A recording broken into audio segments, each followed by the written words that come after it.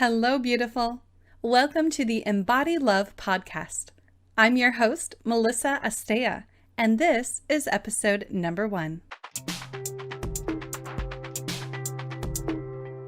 Welcome to the Embody Love Podcast for spiritual seekers and sensitive souls, where it's all about learning practical tools for empowering your divine path.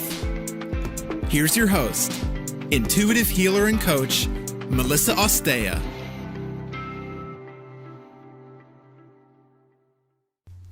On today's episode of the Embody Love Podcast, we are looking at the 7 signs that you could be an intuitive healer.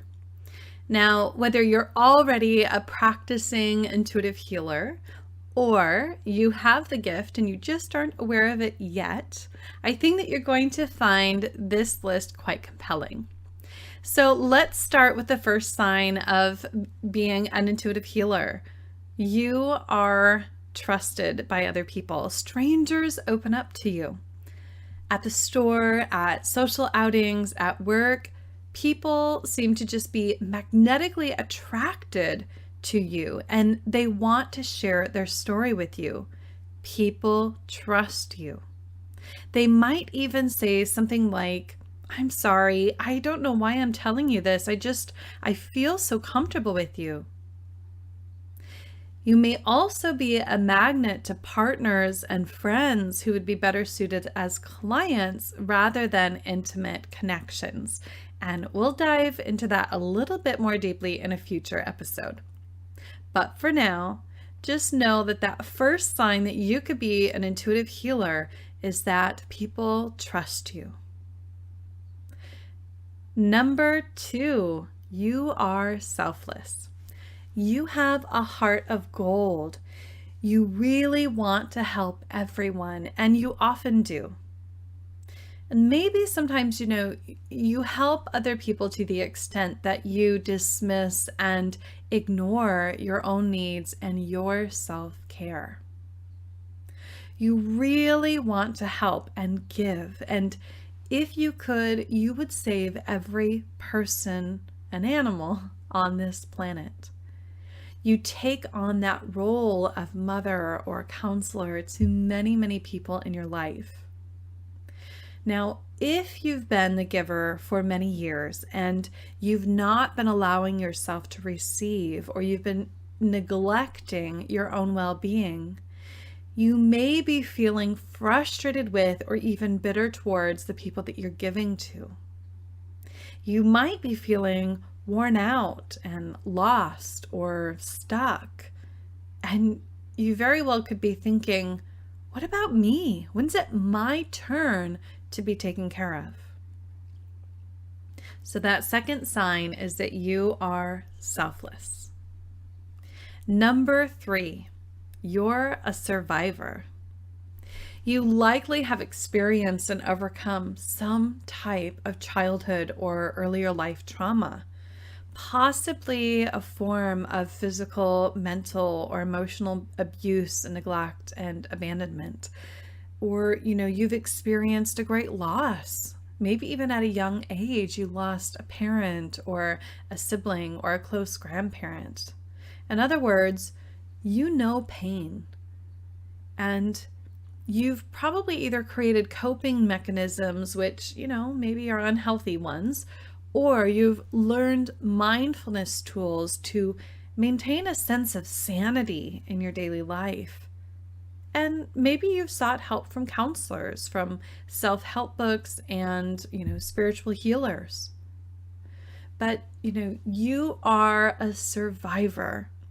And as a result of this, because of the pain that you have endured, because of the work that you've put in moving past it and self-healing and working through all of this, this has all inspired you to help other people survive too. Number 4 is hypersensitivity.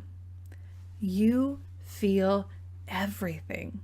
And whether it's physically or emotionally or energetically, you're very sensitive to your environment and the people in it. And you've probably felt or been told at some point in your life that you're too sensitive.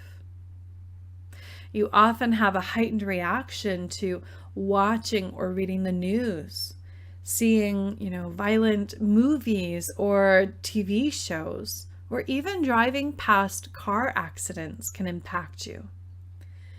And of course, being around toxic people and situations can really overwhelm and exhaust you. Or if you've been formally trained as a healer, as a healthcare practitioner, or as an emergency care provider, maybe you handle these situations a little bit better, but you still find yourself feeling drained by your work. Number 5, you have been called. You've heard it, you've felt it, you've dreamt it. Maybe you're still fighting against it, but on some level, you know that you've been called to be a healer. You are, or you're thinking about becoming, like a counselor or a nurse or a massage therapist, a teacher, or an energy worker, a life coach, a yoga instructor, a volunteer, or some other type of helper or healer, or maybe a combination of many of those types of healers. It's almost as if you don't have a choice. There isn't a choice to be made. Being a healer is who you are. It's what you do. And you know deep down that it's your purpose here on earth. And that 6th sign is presence. People say things to you like, I just feel so much better after our talks, or I feel so much better after spending time with you, or you're like a breath of fresh air. You always know just what I need. They often call or stop by your desk or office or home just to say hello. They want to hear your voice. And they come to you when they need to vent or to ask for your wise advice. You're a compassionate nurturer and an excellent listener. Just being in your presence brings healing and clarity to those who seek it. And the 7th sign that you could be an intuitive healer is, of course, intuition. So with this gift of intuition, you know, or you see, or you feel people's pain, even if they don't tell you about it. And you might feel it in your physical body, you might see it in your mind, or you might feel it or get a sense of it emotionally or energetically. And if you're not practicing self-awareness, or if you're not clear with your boundaries, you might unknowingly absorb and take other people's symptoms home with you. And then later you find yourself wondering why you aren't, feeling well all of a sudden. You may even experience someone's symptoms before you hear from them or spend time with them. And then you find yourself surprised, or maybe not so surprised, when they say, gosh, I've had this headache for 3 days. And your headache started 10 minutes before they arrived or you got on the phone with them. And then, you also get gut feelings. You get gut feelings about people and places and events. And you pay attention to any vibes that you get. And sometimes you make decisions without fully understanding why. You just know that this is the decision that needs to be made. So if you resonate with 5 or more of these signs, you're most likely an intuitive healer. Now, does this mean that you have to choose this work as a profession? Absolutely not. But just knowing that you have this gift, you have this ability, and whether you choose to use it, in a professional way, or you continue using it in your personal life, having more awareness of our gifts and a better and deeper understanding of how our gifts work and how they can empower us or impact us if we don't have that awareness, it's all so helpful. When we have this information, we have choices.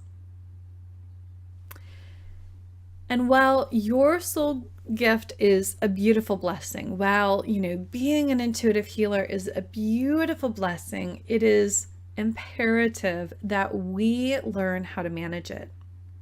In order for us to be, healers and, these people that continue to give and give and give, we're these people that came here to heal. We're like earth angels, and we need to practice self-awareness. We need to practice self-care.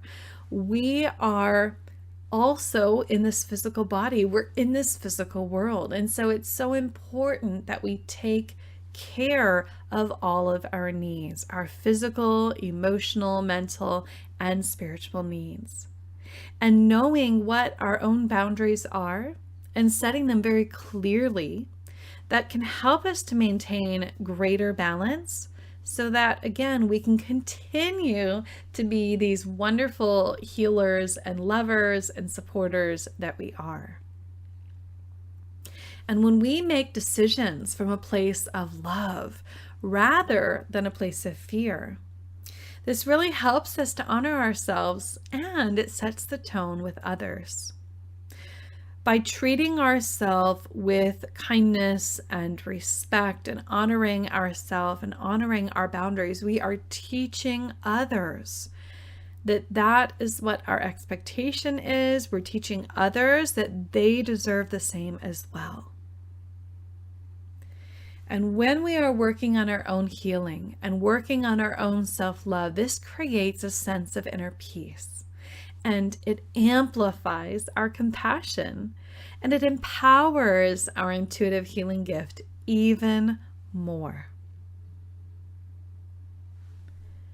I've been an intuitive healer. I've spent the last 15 years really learning and practicing and teaching many tools for self-awareness, healing, and empowerment. I use these modalities, for myself in my daily life, and then of course to, teach to my clients and to empower you. And I want to remind you that you are powerful beyond measure. You just need to learn the tools to fully enact your soul gift. You're here for a reason. You have a purpose and a potential that is probably beyond your wildest imagination. I want to say thank you so much for joining me on this first podcast of Embody Love.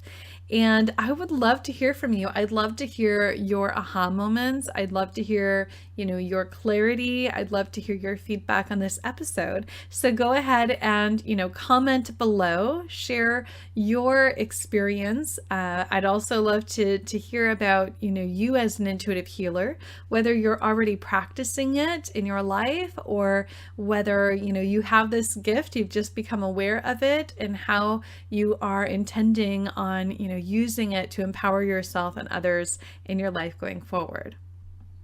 So if you're interested in working with me, if you'd like to learn more about my one-on-one services, my online programs, and all of my upcoming live events, you can visit my website, enlightenyourpath.com.